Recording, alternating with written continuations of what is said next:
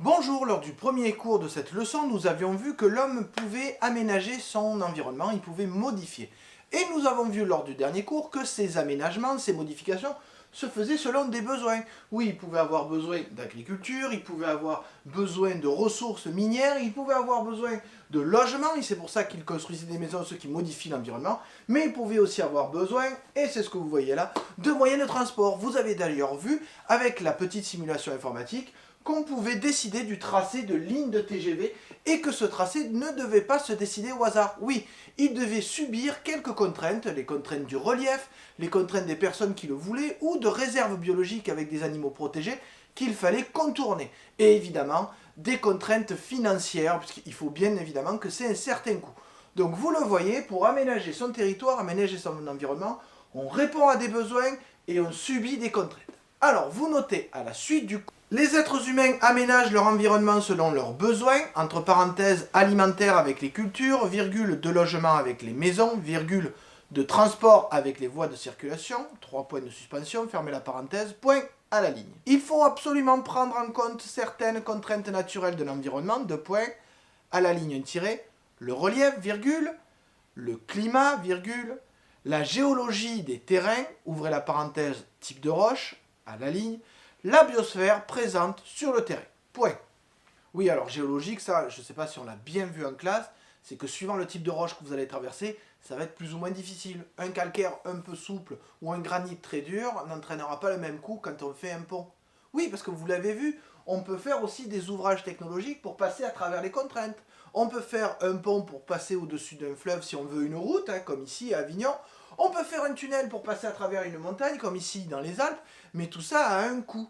Donc il faut bien imaginer que ces contraintes-là, financières et technologiques, vont rentrer dans le choix du projet. Il y a aussi des contraintes juridiques. Oui, par exemple, vous avez la loi du littoral qui protège le bord de mer. On n'a pas le droit de faire un immeuble à 50 mètres du bord de mer. Ça défigure le paysage.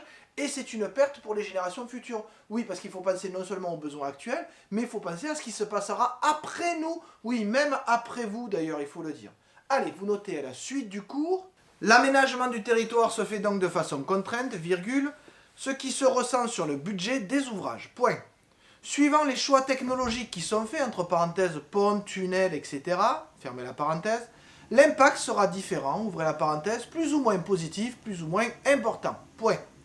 Des textes de loi sont présents pour fixer les obligations à prendre en compte lors des aménagements. Point.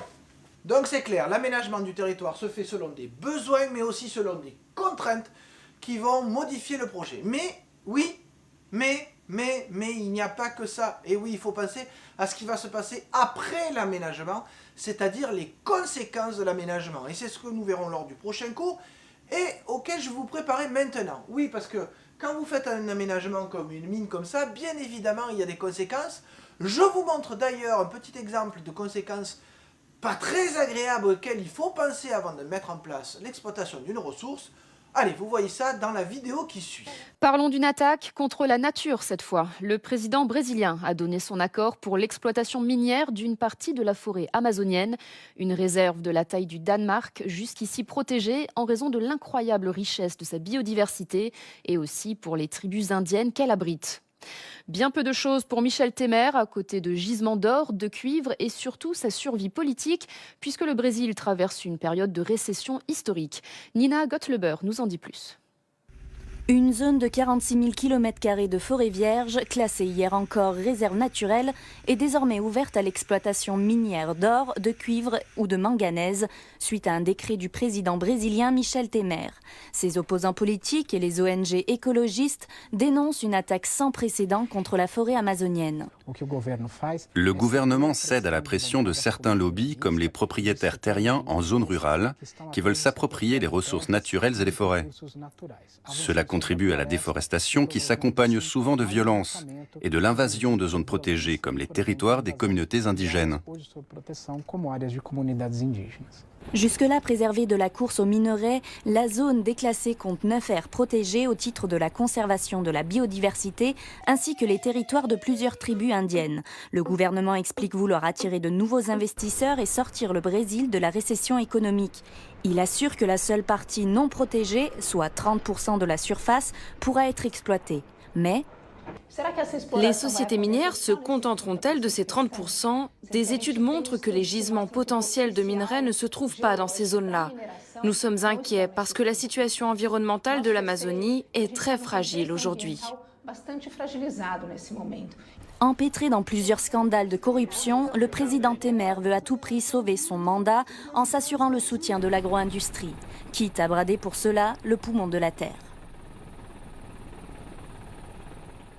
Vous avez donc vu dans cet exemple qu'on peut effectivement exploiter des ressources dans l'environnement, on peut répondre aux besoins, on peut obéir aux contraintes notamment juridiques, mais ces contraintes peuvent changer suivant les gouvernements. Il faut donc penser aux conséquences et avoir une exploitation raisonnable en tout cas, de la ressource. Ah, alors c'est un peu complexe et c'est ce que nous verrons lors du prochain cours. Sur ce, je vous dis à bientôt.